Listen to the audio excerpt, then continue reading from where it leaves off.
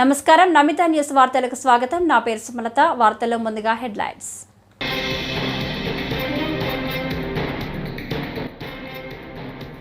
పదిహేడవ తేదీలోపు వరదలకు నష్టపోయిన రైతులు పరిహారంపై నిర్ణయం తీసుకుంటాం. ముఖ్యమంత్రి నారా చంద్రబాబు.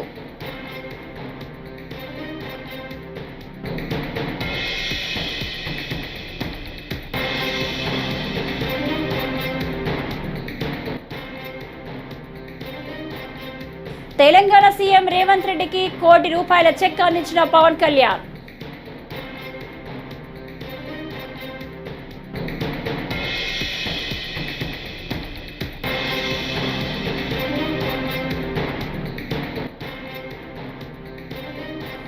జైల్లో ఉన్న నందిగం సురేష్ ను పరామర్శించిన జగన్. చంద్రబాబుపై ఫైర్.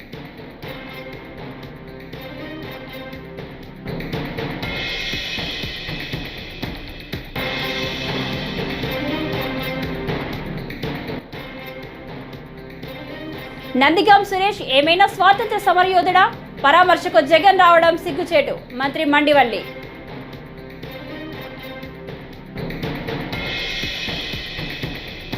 ఇక డీటెయిల్స్ చూస్తే, ముఖ్యమంత్రి నారా చంద్రబాబు నాయుడు బుధవారం ఏలూరులో పర్యటిస్తున్నారు. తమ్మిలేరును పరిశీలించిన అనంతరం ఆయన సిఆర్ రెడ్డి కాలేజ్ ఆడిటోరియంలో వరదలకు నష్టపోయిన రైతులు, వరద బాధితులతో ముఖాముఖి కార్యక్రమం నిర్వహించారు. ఈ సందర్భంగా సీఎం చంద్రబాబు మాట్లాడుతూ, ఈ నెల 17వ తేదీలోపు నష్టపరిహారంపై నిర్ణయం తీసుకుంటామని, వారికి మాత్రం ఎకరానికి 10,000 చొప్పున ఇవ్వాలని నిర్ణయించామన్నారు. ఉప్పుటేరుపై రెగ్యులేటర్ నిర్మాణంపై సీరియస్గా నిర్ణయం తీసుకుంటామని చెప్పారు. ఓసారి నాకే అనిపిస్తుంది, నేను ఎన్నో రాజకీయాలు చేశా, ఎంతమందితో చేశా, కానీ ఒక నేరస్తుడితో రాజకీయాలు చేయడం అనేది నాకే నామోషి అనిపిస్తుంది. కానీ మీ ప్రజాహితం కోసం నాకు తప్పడం లేదు ఈ యుద్ధం. ఆ విషయం కూడా మీరు గుర్తుపెట్టుకోవాల్సిన అవసరం ఉంది. నిన్న మొన్నని మీరు చూశారు, నేను ఒక పక్క బురదలో దిగి, నేను దిగకపోతే మా ఆఫీసర్లు దిగరు. ఎవరు బురదలో దిగకపోతే సమస్య పరిష్కారం కాదు. కాబట్టి నేను బురదలో దిగాను. దిగడం కాదు, ప్రతిరోజు దిగాను. నేను దిగాను కాబట్టి మా ఐఏఎస్ ఆఫీసర్లు అందరూ బురదలో దిగారు. నేను ప్రొక్లైన్ ఎక్కాను, ట్రాక్టర్ ఎక్కాను, నడిచి తిరిగాను. దాంతో మా వాళ్ళు కూడా అక్కడుండి ఎక్కడికక్కడ ముందుకెళ్ళారు. మా కలెక్టర్లు కానీ, మా ఆఫీసర్లు కానీ మొట్టమొదటిసారి నేను చూసా. ప్రజలందరూ కూడా శభాష్ అనే విధంగా ఈరోజు అడ్మినిస్ట్రేషన్ ఇవ్వగలిగారు. ఇదొక టీడీపీ కేంద్ర కార్యాలయంపై దాడి కేసులో అరెస్టు అయ్యి గుంటూరు జైల్లో ఉన్న మాజీ ఎంపీ నందిగం సురేష్ను వైసీపీ అధ్యక్షుడు జగన్ పరామర్శించారు. ఈ మధ్యాహ్నం గుంటూరు వచ్చిన జగన్ నందిగం సురేష్తో ములాఖత్ ద్వారా మాట్లాడారు.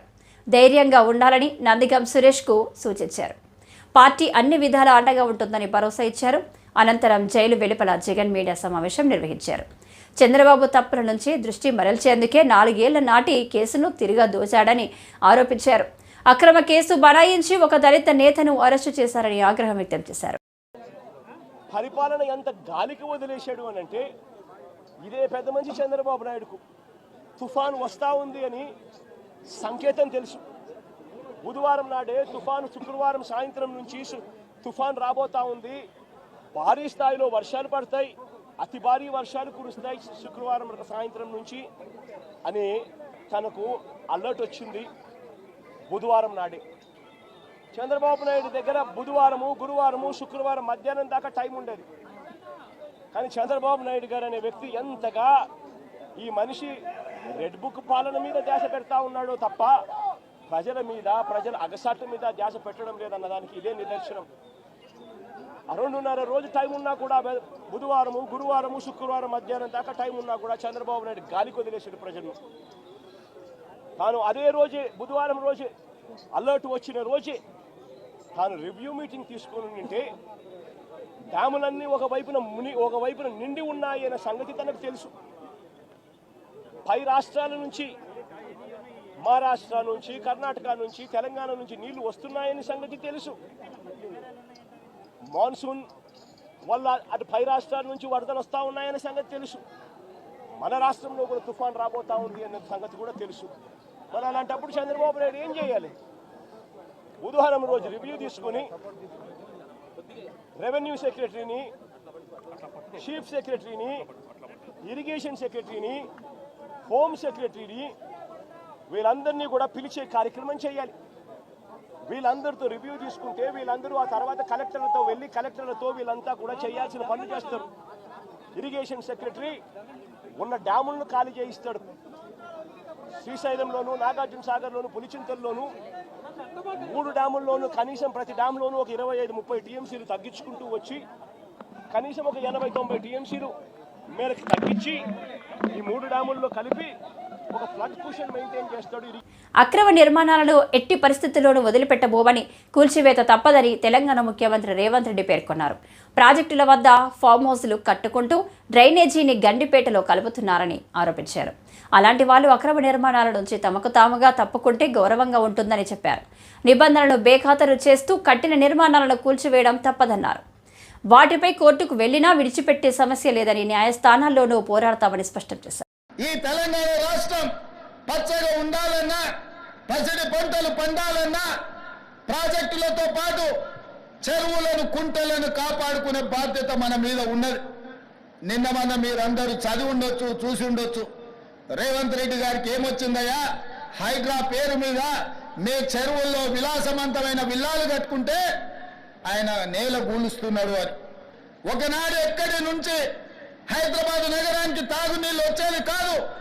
ఉస్మాన్ సాగర్, హిమాయత్ సాగర్ నుంచే లక్షలాది మంది హైదరాబాద్ బిడ్డలకు తాగడానికి నీళ్లు ఇచ్చారు. హైదరాబాద్ దాహార్తిని తీర్చిన ప్రాజెక్టులు గండిపేట, హిమాయత్ సాగర్. ఇలాంటి ప్రాజెక్టుల చుట్టూతా బాగా సంపాదించుకున్న వాళ్ళు, ఆగర్భ శ్రీమంతులు ఫామ్ హౌజులు కట్టుకున్నారు. వాళ్ళు ఫామ్ హౌజులు కట్టుకుంటే మనకు అభ్యంతరం లేదు. వాళ్ళు సంతోషంగా ఉండడమే మనకు కావాల్సింది. కానీ ఆ ఫామ్ హౌజులలో ఉన్న డ్రైనేజ్ కనెక్షన్ లేదు. వాళ్ళ డ్రైనేజ్ తీసుకొచ్చి గండిపేట నీళ్ళలో కలిపిండ్రు. వాళ్ళు వాడిన డ్రైనేజ్ నీళ్లు గండిపేట నీళ్ళలో కలిస్తే ఆ నీళ్లు తాగడానికి నగరానికి ఇస్తున్నాం. నేను అడుగుతున్న మిత్రులారా, ఇవాళ మీరు చెప్పండి, ఎవరో బలిసినోడు కట్టుకున్న ఫామ్ హౌస్ డ్రైనేజ్ నీళ్లు గండిపేట తాగి నీళ్ళలో కలుస్తుంటే ఆ నీళ్ళని నగర ప్రజలకు తాగడానికి ఇస్తే ముఖ్యమంత్రిగా నేను వైఫల్యం చెందినట్టు కాదా? ఒక్కసారి ఆలోచన చెయ్యండి. భవిష్యత్ తరాలకు అందించాల్సిన బాధ్యత చెరువులు, కుంటలు, నాలాలను ఎవడెవడో ఆక్రమించుకుంటే వాళ్ళ ఆక్రమణలో చెరబడితే ఇవాళ నగరం మీద ఉప్పెనై వరదలు వస్తున్నాయి. ఆ వరదలు ఎక్కడికి వెళ్తున్నాయి? బస్తీలో ఉన్న పేదోళ్ళ ఇళ్లకు పోతున్నాయి. పేదోళ్ళు జీవితకాలం కష్టపడి సంపాదించుకున్న ఫ్రిడ్జ్, టీవీ, మంచము, బట్టలు, కట్టుకున్న బట్టలతో సహా అర్ధరాత్రి పూట వాళ్ళ ఇళ్లకు నీళ్లు వస్తే తడిసి ముద్దయి అనాథలాక రోడ్డు మీద నిలబడాల్సిన పరిస్థితులు వచ్చినాయి. దుర్మార్గులు ఆక్రమించుకున్న చెరువుల వల్లనే ఇవాళ వరదలు వస్తున్నాయి. అందుకే తెలంగాణ సీఎం రేవంత్ రెడ్డితో AP deputy CM Pawan Kalyan భేటీ అయ్యారు. హైదరాబాద్ జూబ్లీ హిల్స్లోని రేవంత్ నివాసానికి పవన్ ఇవాళ వెళ్లారు. రాష్ట్రంలోని వరద బాధితుల సహాయార్థం 1 కోటి విరాళాన్ని ఇటీవల పవన్ ప్రకటించారు. దానికి సంబంధించిన చెక్కును నేడు సీఎంకు ఆయన అందజేశారు. అనంతరం ఇరు రాష్ట్రాల మధ్య సత్సంబంధాలు, ఇతర అంశాలపై వారి మధ్య చర్చ జరిగినట్లు సమాచారం.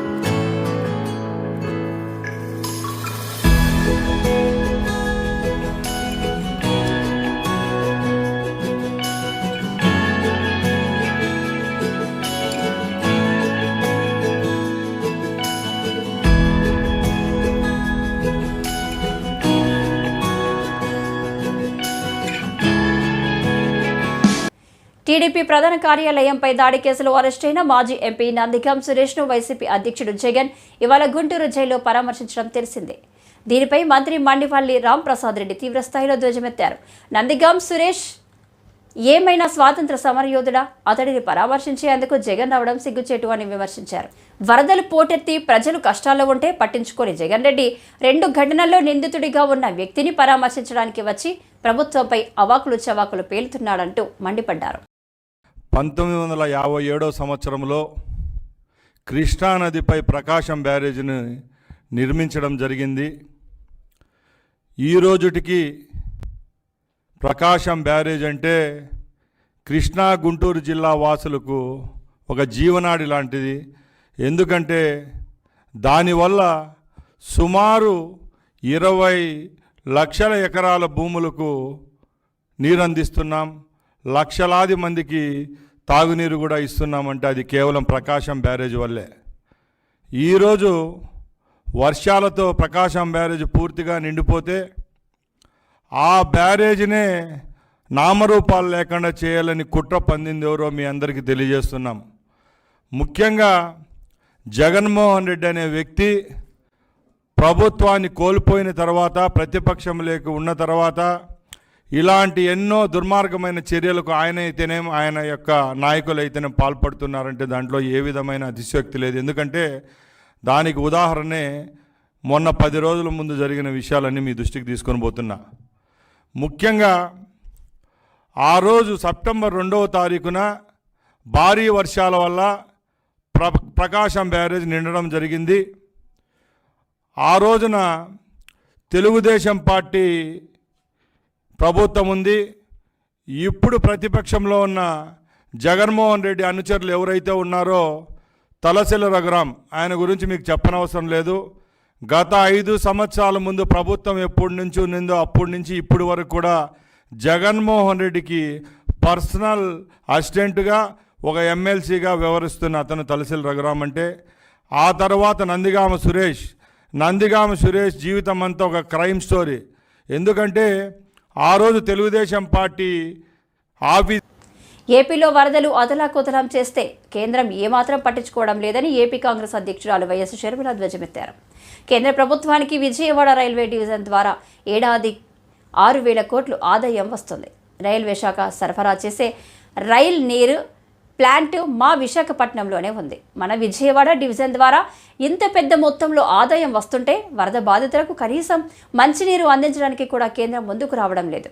రాష్ట్ర ప్రజల పట్ల కేంద్రం ఇంత దారుణ నిర్లక్ష్యంతో వ్యవహరిస్తుంటే చంద్రబాబు ఇంకా మోదీకి ఎందుకు మద్దతు ఇస్తున్నట్టు అని షర్మిల విమర్శించారు.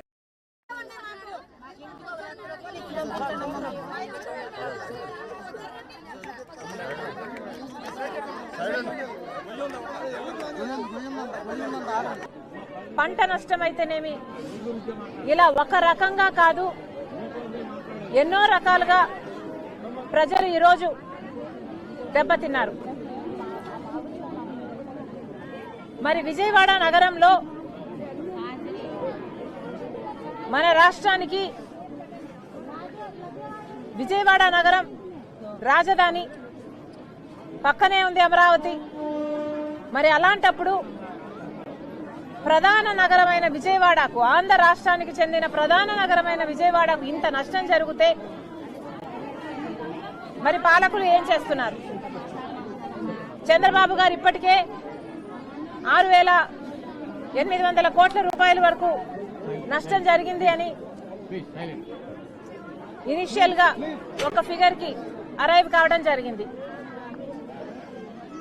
పోనీ ఆయన చెప్పిన మేరకైనా కేంద్ర ప్రభుత్వం మనకు సాయం చేస్తుందా అంటే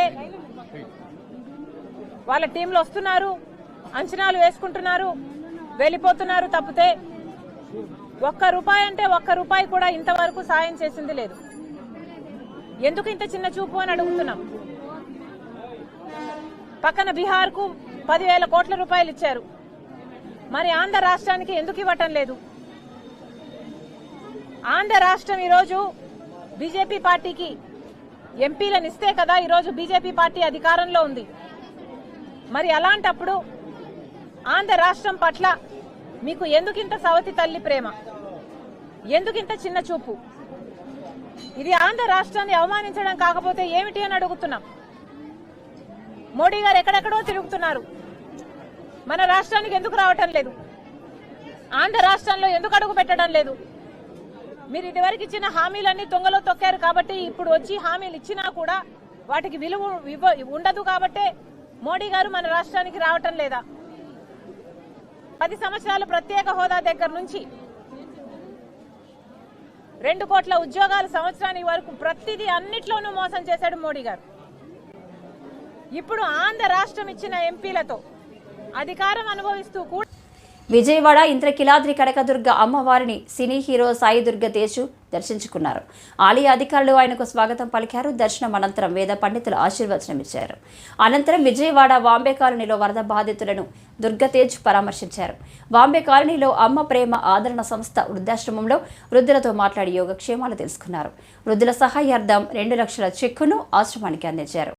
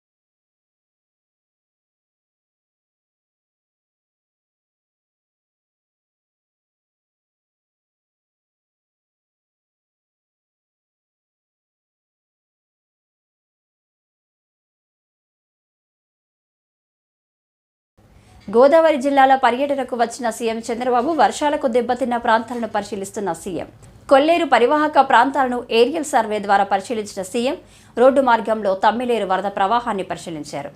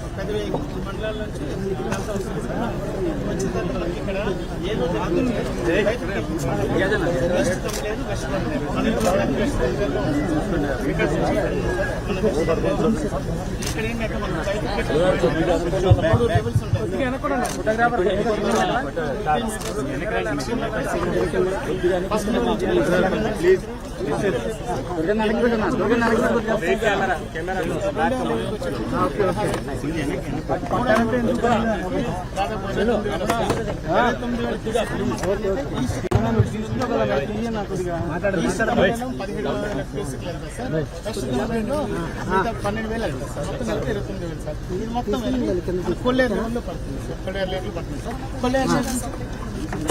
నుంచి మన ఒకటే నుంచి సముద్రం సో ఇప్పుడు మామూలుగా ఇక్కడ ఉన్న కాస్ట్ ఎక్కడ ఫ్లడ్ అవుతుంది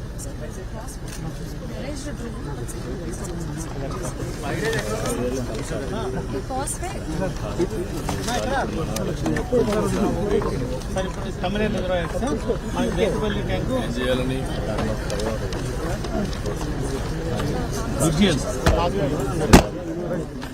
ప్రతిసారి సార్ ఎవ్రీ వర్షానికి అక్కడ కాస్ట్ ఫ్లడ్ అవుతున్నాయి. It is really compulsory.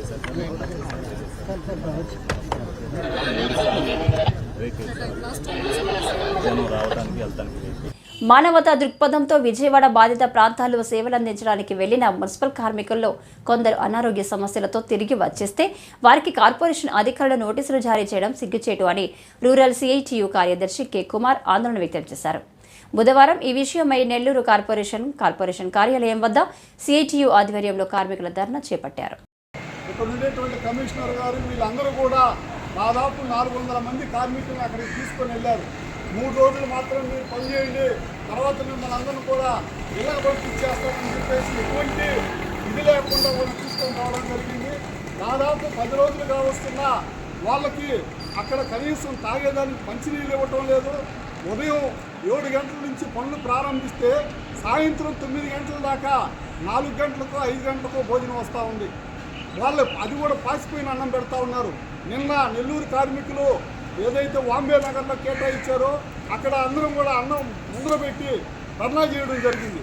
ఇంత దుర్మార్గంగా అదేమో అడిగితే మిమ్మల్ని విధుల్లో నుంచి తొలగిస్తామనేటువంటి పద్ధతుల్లో బెదిరించడం కరెక్ట్ కాదని చెప్పేసి మేము ఈ సందర్భంగా తెలియజేస్తున్నాం. ఏదో మానవతా దృక్పథంతో అందరూ ప్రజలు ఇబ్బందుల్లో ఉన్నారు, మనం సహాయం చేయాలని చెప్పేసి పోతే వాళ్ళ చేత అధికారులు దబాయించి మిమ్మల్ని తొలగిచ్చేస్తాం, మీ ఎంత చేస్తాం, మిమ్మల్ని ఉద్యోగాలు నుంచి తొలగిచ్చేస్తామని చెప్పే పద్ధతుల్లో బెదిరించి పనిచేయించడం మంచిది కాదు. వాళ్ళకి కనీసం భోజనాలు వస్తలేదు, ఉండేదానికి నిద్రపోయేదానికి దాదాపు ఉదయం నుంచి సాయంత్రం దాకా పనిచేస్తే నిద్రపోయేదానికి కూడా వస్తులేనటువంటి పరిస్థితి చూస్తూ ఉన్నాం. 2 జతల బట్టలు మాత్రమే తీసుకెళ్లారు. ఆ 2 జతలతో ఆ బురద నేలల్లో పనిచేసేటువంటి పరిస్థితి ఉంది. అంతేకాకుండా ఇక్కడ నుంచి దాదాపు ఒక 40 మంది కార్మికులు పోయారు. కొంతమంది ఆరోగ్యం బాగలేక అనారోగ్య సమస్యల కారణంగా కొంతమంది తిరిగి వచ్చారు, కొంతమంది పోలా. ఇటువంటి వాళ్ళందరూ కూడా మేము నోటీసులు ఇస్తున్నాం, మీరు విధుల్లోకి రాబాకనేటువంటి పద్ధతుల్లో ఇక్కడ ఉండేటువంటి కార్పొరేషన్ అధికారులు బెదిరిస్తూ ఉన్నారు. ఇది మంచి పద్ధతి కాదు. ఆరోగ్యం బాగుండేటువంటి 400 మంది అక్కడ పోయారు. ఆరోగ్యం బాగలేని వాళ్ళు మీ దృష్టికి తీసుకొస్తే మీరు దాన్ని మానవతా దృక్పథంతో పరిశీలించకుండా మీకు నోటీసులు ఇస్తామనే పద్ధతుల్లో బెదిరించడం కరెక్ట్ కాదు. ఇప్పటికైనా సరే వెంటనే ఇక్కడ ఉండేటువంటి కార్మికులందరినీ కూడా విధుల్లోకి తీసుకోవాలా. విజయవాడలో ఎవరైతే పనిచేస్తున్నారో వాళ్ళందరినీ కూడా తీసుకొని వచ్చి వాళ్ళకి వైద్య పరీక్షలు నిర్వహించి 5 రోజులు వేతనంతో కూడినటువంటి సెలవు కూడా ఇవ్వాలని చెప్పేసి మేము సిఐటిగా డిమాండ్ చేస్తున్నాం. లేదంటే పెద్ద ఎత్తున నెల్లూరు కార్పొరేషన్లో ఆందోళన చేస్తామని మేము సిద్ధపడతామని చెప్పేసి తెలియజేస్తాము. భారీ వర్షాలు వరదల వల్ల పంటలు నష్టపోయిన రైతులు, కౌలు రైతుల పంట రుణాలు మాఫీ చేయాలని, నష్టపోయిన రైతులను అన్ని విధాలా ఆదుకోవాలని రైతు సంఘం జిల్లా కార్యదర్శి కె శ్రీనివాస్ కోరారు. ఈ సందర్భంగా బుధవారం ఆయన మాట్లాడారు. నష్టపరిహారం కౌలు రైతులకే అందిస్తామని ముఖ్యమంత్రి నారా చంద్రబాబు నాయుడు ప్రకటించడం హర్షణీయమన్నారు. చంద్రబాబు నాయుడు గారికి ఆంధ్రప్రదేశ్ రైతు సంఘం తరఫున వినతి పత్రాన్ని ఇవ్వడం జరిగింది. ప్రధానంగా తమ్మిలేరు, అట్లాగే కొల్లేరు ఈ వరద పరిస్థితిని, అలాగే ఉప్పుడేరు వరద సమీక్ష కోసం ఇవాళ ముఖ్యమంత్రి గారు ఏలూరు రావడం జరిగింది. ఈ సందర్భంగా సిఆర్ఐటి కాలేజ్ ఆడిటోరియంలో జరిగిన సమీక్ష సందర్భంగా గౌరవ ముఖ్యమంత్రి గారికి ఆంధ్రప్రదేశ్ రైతు సంఘం ఏలూరు జిల్లా కమిటీ తరఫున వరద నష్టాలపై, పంట నష్టాలపై, రైతులను ఆదుకునే దానికోసం రాష్ట్ర ప్రభుత్వం తీసుకోవాల్సిన చర్యలపై ఈరోజు ఒక వినతి పత్రాన్ని ఇచ్చాం.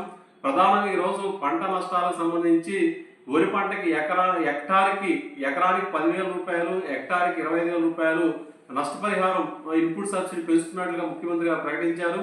దీన్ని సంతోషకర విషయంగా మేము భావిస్తా ఉన్నాం. అట్లాగే నష్టపరిహారం ఇన్పుట్ సబ్సిడీ కౌలు రైతులకు ఇస్తామని చెప్పేసి కూడా చెప్పడం జరిగింది. ఇది రాష్ట్ర ప్రభుత్వం ఇట్లా ప్రకటించడం పట్ల, ముఖ్యమంత్రి గారు ప్రకటించడం పట్ల రైతు సంఘం తరఫున హర్షం వ్యక్తం చేస్తా ఉన్నాం.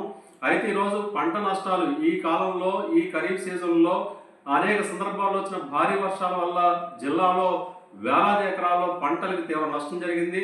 ఒక్క వరి పంటకే కాకుండా పత్తి, మిర్చి, అట్లాగే మొక్కజొన్న, ఉద్యాన పంటలు, వాణిజ్య పంటలకు కూడా తీవ్ర నష్టం జరిగిన పరిస్థితి ఉన్నది. కాబట్టి నష్టపోయిన పంటలకు సంబంధించిన ఈ ఎన్యూమినేషన్ సంబంధించిన నిబంధనలు ఏవైతే ఉన్నాయో వాటిని సవరించాల్సిన అవసరం కూడా ఉందని చెప్పేసి మేము ఈ సందర్భంగా విజ్ఞప్తి చేస్తా ఉన్నాం. పంట ఏ మేరకు నష్టం జరిగింది. చిట్వేలి మండలంలో మౌలిక వసతుల కల్పనకు ప్రథమ ప్రాధాన్యత ఇస్తామని రైల్వే కోడూరు శాసనసభ్యులు అరవ శ్రీధర్ అన్నారు. బుధవారం జరిగిన మండల సర్వసభ్య సమావేశంలో ఆయన మాట్లాడుతూ విద్యుత్, సీసీ రోడ్లు, అంగన్వాడీ కేంద్రాల నిర్మాణానికి ప్రథమ ప్రాధాన్యత ఇస్తారని ఆయన అన్నారు. సభ్యులు తెలిపిన సమస్యల పరిష్కారం కొరకు అధికారులతో మాట్లాడి సమస్యలను పరిష్కరిస్తానని ఆయన హామీ ఇచ్చారు. మీకు సమస్యలను క్లియర్ చేస్తానని ఈ సమాముఖంగా మీకు తెలియజేస్తున్నాం. స్కూల్స్, అంగన్వాడీ స్కూల్స్ గురించి, అదేవిధంగా మన చిట్టివేల్ స్కూల్ గురించి చెప్పారు. స్టాఫ్ తక్కువ ఉన్న వాళ్ళకి పిల్లలకి సరైన విద్య అందులో ఉంది. అదేవిధంగా నేను లోకేష్ గారు సార్ దగ్గరికి తీసుకెళ్ళి ఈ సమస్యని క్లియర్ చేసిన విధంగా మీకు ఈ సమూహం తెలియజేస్తాను. అదేవిధంగా ఎలక్ట్రిసిటీ కూడా చెప్పారు. పోల్స్ గురించి, రోడ్స్ గురించి మనం మాట్లాడడం జరిగింది. వీలైన త్వరలో ఆ పోల్స్ అని, ఈ రోడ్స్ సీసీ రోడ్స్కి డ్రైన్స్ అని క్లియర్ చేస్తారని మీకు సమూహంగా తెలియజేస్తున్నాను. ఈ అవకాశం ఇచ్చిన మీ అందరికీ ధన్యవాదాలు. సెలవు తీసుకున్నాను. Thank you. గోదావరి పుణ్యస్నానాలు ఆచరించేందుకు దేశంలోని వివిధ ప్రాంతాల నుంచి వచ్చే భక్తులు, యాత్రికుల సౌకర్యార్థం పుష్కరాల రేవులో లాకర్లు ఏర్పాటు చేసినట్లు రాజమహేంద్రవరం సిటీ ఎమ్మెల్యే ఆదిరెడ్డి శ్రీనివాస్ అన్నారు. బుధవారం స్థానిక పుష్కరాల రేవులో రుడా ఆధ్వర్యంలో ఏర్పాటు చేసిన 30 లాకర్స్ను శాసనసభ్యులు ఆదిరెడ్డి వాసు, స్థానిక నాయకులు, అధికారులతో కలిసి ప్రారంభించారు. ఈ సందర్భంగా ఆయన మాట్లాడుతూ పుష్కరాల రేవులో భక్తుల స్నానాలు, వివిధ కార్యక్రమాల నిర్వహణ కొరకు విచ్చేయడం జరుగుతుందని, వారి సామాన్లు భద్రపరుచుకునేందుకు ఇప్పటి వరకు ఎటువంటి సౌకర్యం లేదని, నేటి వరకు సామాన్లు భద్రపరుచుకునే విధంగా లాకర్స్ను అందుబాటులోకి తెచ్చామన్నారు. గోదావరి వరద ఉధృతి ఎక్కువగా ఉండడంతో ఇప్పటికే 2వ ప్రమాద హెచ్చరికను ధవళేశ్వరం బ్యారేజీ వద్ద జారీ చేయడం జరిగిందని, ప్రజలు అప్రమత్తంగా ఉండాలని తెలియజేశారు. గోదావరి వరద ఉధృతిని గమనించి వినాయక నిమజ్జనానికి కార్యక్రమాన్ని మరో 2 రోజుల పాటు పొడిగించి నిమజ్జనం చేయాలని నగరంలో వినాయక చవితి మండపాలు ఏర్పాటు చేసి ఆయా కమిటీలకు శాసనసభ్యులు వాసు సూచించారు.